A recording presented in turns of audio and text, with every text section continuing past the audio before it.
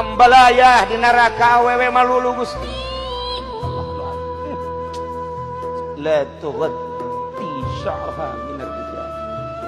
Awewe anu digantung buukna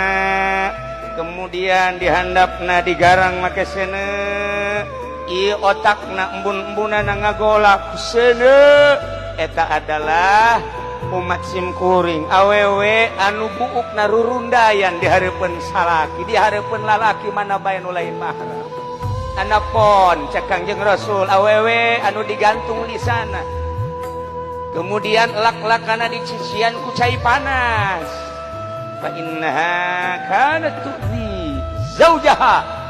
eta mah awewe anu sok nganyerikeun lisana ka salaki asal salakina tos ngariung bae aju bae teh si mana penting-penting kalau loyogan malulu batur ge bali